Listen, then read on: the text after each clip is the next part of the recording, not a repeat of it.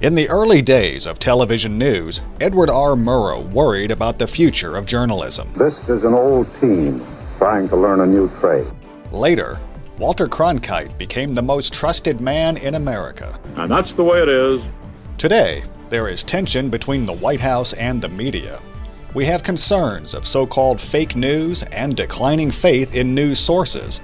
In part 1 of this report, we examine a specific case study involving alleged police brutality against minorities and the ensuing news coverage. Then, in part 2, we look at the larger issue of audience confidence in the media, in television, truth, and trust.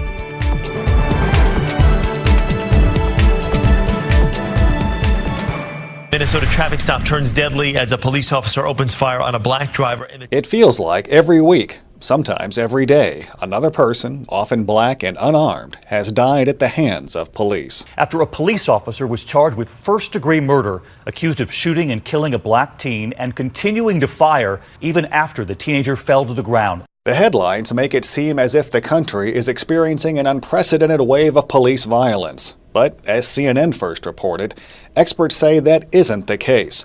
We're just seeing more mainstream media coverage, and for a variety of reasons. The National Guard has taken control of Ferguson, Missouri. Former CNN Washington correspondent Charles Bierbauer always hopes for fair media coverage, but sees new technology and social media as a challenge for today's journalists. Indeed, the ability of every citizen to broadcast on their own, as we saw happen in one of the shooting incidents, imposes a greater responsibility on the media to ensure that they've got the story right. Good evening. Dr. Martin Luther King, the apostle of nonviolence in the civil rights movement, has been shot to death in Memphis, Tennessee. Bierbauer, who worked for ABC and later CNN for over 20 years, says it is difficult to compare today's media coverage to that of the civil rights movement because in the 1960s we only had traditional media outlets. Today you got 1,000 different perspectives, some of which may be legitimate, some of which may be first person, and many of which are just retweets. Since 2002, Bierbauer has been Dean of the College of Mass Communication and Information Studies at the University of South Carolina. Bierbauer shares how a student example can apply to all who consume news. Indeed, I tell my students if they're only getting their news from one place, they're doing themselves a disservice to start with, and certainly not doing a service in gathering the story. That people have to respect that much of what we see comes from a biased perspective. Bierbauer adds, if you factor in bias, you can extract useful information. If you take things on face value, then the bias is going to run rampant over you. So I think the challenge for journalists and for audiences, it's as much on their side, is to recognize how complex the situation is now and how much the responsibility is to sift and sort and determine what are really reliable sources and what are the equivalent of your crazy uncle in the attic. Remembering the 9 people that were shot dead inside that church. University of South Carolina's Dr. Kenneth Campbell's research provides an analysis of first-day coverage of the Emanuel 9 church shooting in Charleston and what it might say about journalistic practice. In his research, Campbell wanted to see if the presence of race in a story involving a horrific shooting by a white male at an African-American church had some effect on how the story was treated. Because of the racial history of the region, the newspapers that we looked at were really sensitive in how they handled this story, and they were concerned about telling the story to the public and particularly to the local community in a way that helped move the community forward, rather than just focusing on the nature of the crime. Tonight, this newly released dashcam video shows the chilling moments Chicago police officer Jason Van Dyke unloads his gun on 17-year-old Laquan McDonald. McDonald died on his way to the hospital. It is graphic, it is violent, it is chilling. The new technology has enabled coverage of this very substantive issue to change dramatically. Former news director for WSMV-TV in Nashville, Alan Griggs, says it was not too long ago when there was no video of these events, resulting in he said, she said accusations. Griggs says that all changed with camera phones and body cameras for police. Not every police officer has one, but many do nowadays, and so that video is released quite often. And so you have an entirely different and changing complexion of news coverage about these events. Witnesses describe the arrest as brutal. His family tells me Freddie Gray now has spinal injuries, but police say when they saw the video, there was no use of excessive force. Griggs, now the chair of the Communication and Journalism Department at Lipscomb University, will not go as far as saying all of it is good, but will admit coverage is much more transparent today than it ever has been. It creates a new challenge for journalists in the sense that we should show it, but we do not want to be inflammatory about it. And I think too many times in this business, television journalists gauge the importance of a story by the strength of the video that they have. Griggs warns with coverage like this, if journalists are not careful, it's going to underline the belief the media are more inflammatory than anything else. I think a word of strong caution is in order that we be responsible about what video we use, how we show it, and how many times it's used. Not letting that argument, the strength of the video, overcome all of these other questions that we need to put into badly needed perspective. Griggs says journalists should ask themselves whether they are being fair to every person impacted by the news report. How far should we go in using that video? And should any of it be edited out? I'm sure that it should be in most cases, but it is such a powerful tool now that I'm afraid it would be easy for us to let it get out of hand. Talk show host Trevor Noah adds humor to commentary in his addressing a police shooting of a minority in Tulsa. Look, don't get me wrong, it looks cut and dry to me, but the truth is I wasn't there. None of us were there. None of us were there. We're never there in those situations. We don't know what happened before the video. We don't know what the cop expected when they got there. We don't know if the guy was on drugs or not on drugs. What we do know is this. It seems extremely easy to get shot by police in America, which is not right.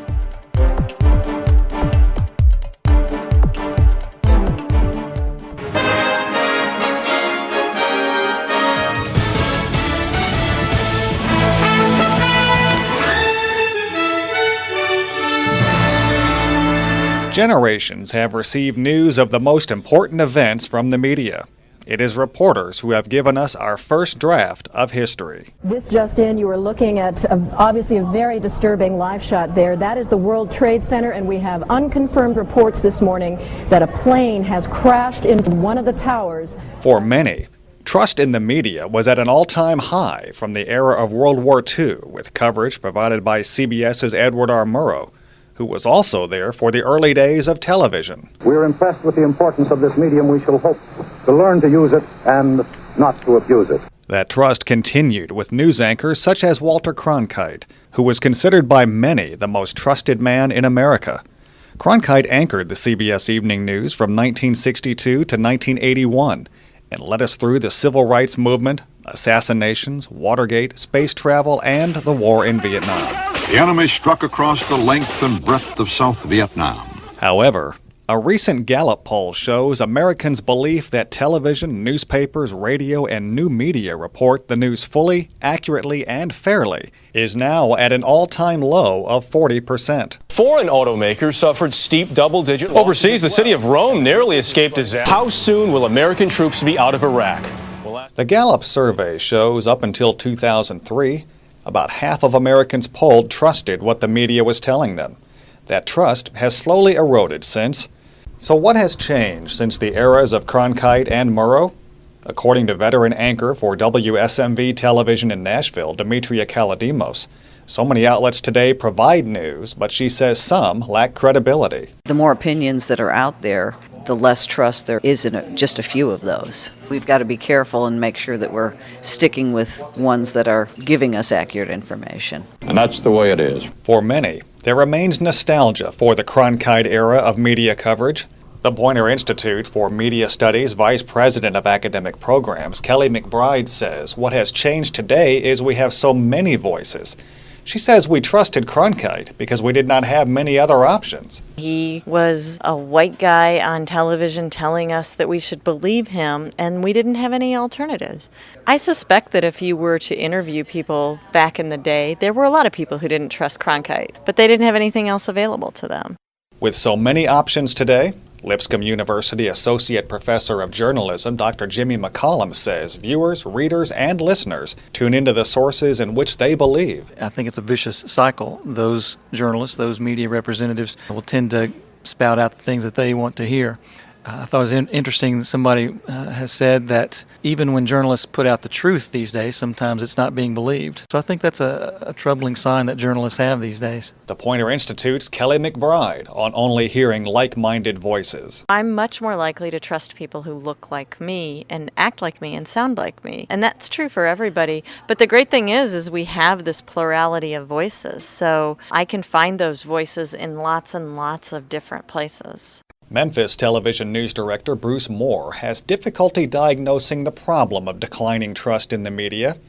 When Moore looks around the country at those delivering the news, he sees strong reporting and ethics, but he sees a few cases where some don't make the right decisions. However, I think when you look at the landscape of what is reported and what is written every day, I think it's strong. And I think the American public is a well-informed public if they choose to be well-informed.